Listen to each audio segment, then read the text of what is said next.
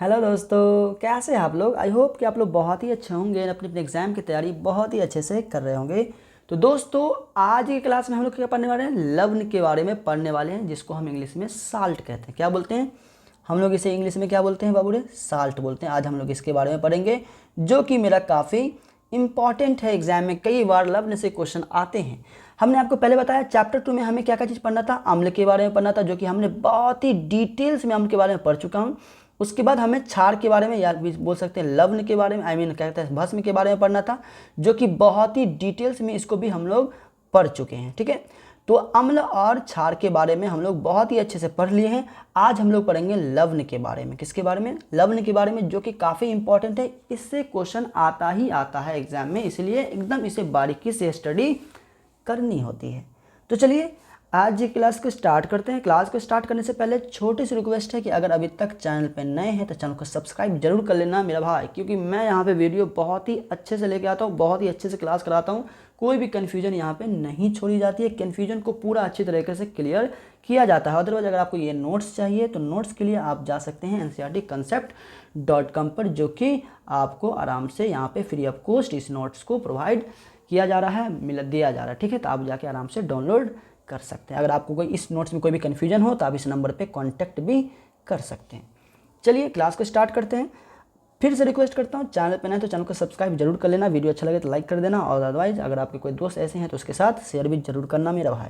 चलो, तो सबसे पहले आता है लवण किसे कहते हैं। सबसे पहले लवण के बारे में समझते हैं। कहता है कि लवण अम्ल एवं क्षार के उदासीनीकरण अभिक्रिया का आयनिक उत्पाद है।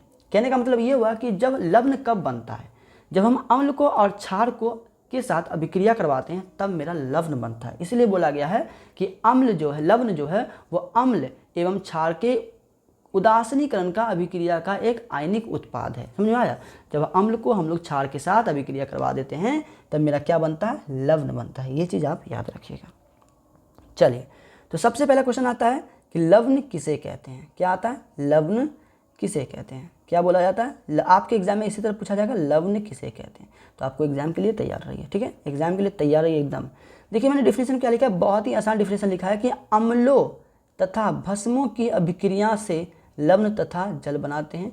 उदाहरण के साथ, मतलब जब हम अम्ल को भस्म के साथ अभिक्रिया करवाते हैं तब हमारा क्या बनता है, लवण बनता है, और साथ में जल भी प्राप्त होता है। बस समझ आया। जैसे अगर आप चाहें तो पहले आप ये भी तरह लिख सकते हैं कि अम्ल प्लस, अगर आप चाहें तो रिएक्शन में ऐसे लिख सकते हैं, अम्ल प्लस क्षार। क्या लिखेंगे, अम्ल प्लस क्षार से बना है क्या, लवण। क्या बना है, लवण प्लस जल बनता है। ये चीज़ आप ऐसे भी लिख सकते हैं, लेकिन मैंने यहाँ पे ये नहीं लिखा, सीधा मैं यहाँ पे आपको क्या करूँ, एग्जाम्पल से ही समझा देता हूँ। ठीक है, यहाँ समझिए। यहाँ पे HCl हाइड्रोक्लोरिक अम्ल जो है, जब हम यहाँ पे, ये मेरा अम्ल है, क्या है, ये मेरा हाइड्रोक्लोरिक अम्ल है, तो इसको हम अम्ल जानते हैं, याद रखिए। तो मैंने पहले बताया अम्ल को क्षार से अभिक्रिया करवाना है, तो ये मेरा अम्ल है।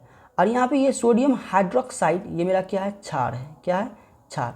जब हम अम्ल को क्षार के साथ अभिक्रिया करवाते हैं तब मेरा यहाँ पे NaCl बनता है, जो कि NaCl एक लवण है। क्या है, ये एक मेरा लवण है। और यहाँ पे मैंने आपको पहले बता दिया वाटर बनता है, जल बनता है, जो कि मेरा H2 है। ठीक है, तो ये चीज़ मैं आपको पहले ही बता चुका हूँ, पहले भी इसका रिएक्शन करवा चुका हूँ, लेकिन फिर भी मैं आपको अच्छे से अभी बता रहा हूँ, क्योंकि एग्जाम में आपको इसी तरह लिखना है, थोड़ा सा भी कोई भी कन्फ्यूजन नहीं होने देना है। ठीक है, चलिए इतना समझ में आ गया।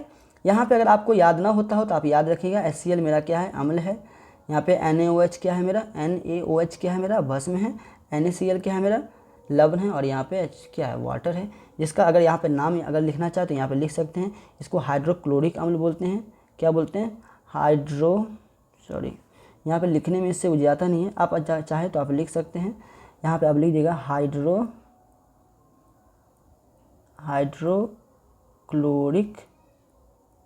हाइड्रोक्लोरिक अम्ल। क्या बोलिएगा आप, हाइड्रोक्लोरिक अम्ल इसे बोल दीजिएगा। ठीक है, और यहाँ पे NaOH को क्या बोलिएगा, सोडियम हाइड्रोक्साइड, NaCl को सोडियम क्लोराइड, एंड H2O को वाटर। आप लिख लीजिएगा, अगर आप चाहे सुविधा, अगर आपको समझ में ना आए तो आप भूल जाते हैं, तो आप इसे याद जरूर रखने के लिए आप इसे लिख सकते हैं। एग्जाम में आपको ऐसे डिट्टो लिखना है, थोड़ा सा भी छेड़छाड़ नहीं करना है। आपको एग्जाम में 1 नंबर नहीं कटेगा अगर आप इस तरह से लिखते हैं। तो चलिए आगे कुछ थोड़ा सा बेसिक इन्फॉर्मेशन समझते हैं ऑब्जेक्टिव के लिए, जो कि थोड़ा ज़रूरी है। कहता है कि लवण में 2 मूलक घटक विद्यमान होते हैं, मतलब लवण के अंदर 2 तरह के मूलक होते हैं। हम पहले भी बताए थे, अभी भी आपको समझा रहा हूँ। मूलक का मतलब क्या होता है? मूलक मतलब होता है चार्ज। जैसे कि एक मूलक भास्म के प्राप्त होता है जिसे भास्मिक मूलक कहते हैं। भास्मिक मूलक धन आवेशित होते हैं, मतलब भास्मिक मूलक किस तरह के होते हैं? धन आवेशित होते हैं। एंड दूसरा मूलक अम्ल से हाइड्रोजन के विस्थापन के फलस्वरूप प्राप्त होता है, जिन्हें हम अम्लीय मूलक क्या कहते हैं? अम्लीय मूलक कहते हैं। अम्लीय मूलक कहता श्रीनायन होता है, मतलब निगेटिव आवेशित होते हैं।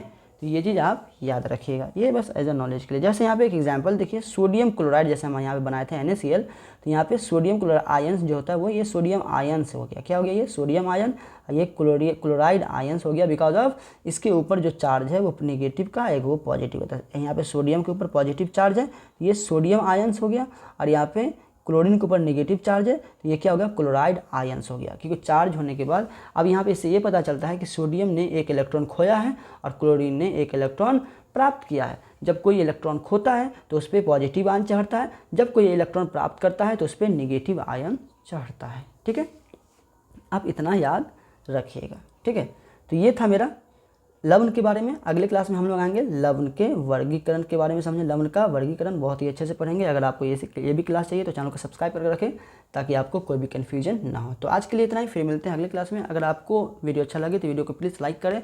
अगर मतलब यूज़फुल लगा तो थैंक यू लिखें। अदरवाइज अगर आपका कोई दोस्त है तो उसके साथ भी ये वीडियो जरूर शेयर करें। चैनल पर नहीं तो प्लीज़ चैनल को सब्सक्राइब कर लें। अगर ये नोट्स आप डाउनलोड करना चाहते हैं तो ncrtconcept.com पर जाकर इस नोट्स को भी डाउनलोड कर लें। चलिए आज के लिए इतना ही, फिर मिलते हैं अगले क्लास में। खुदा हाफिज़।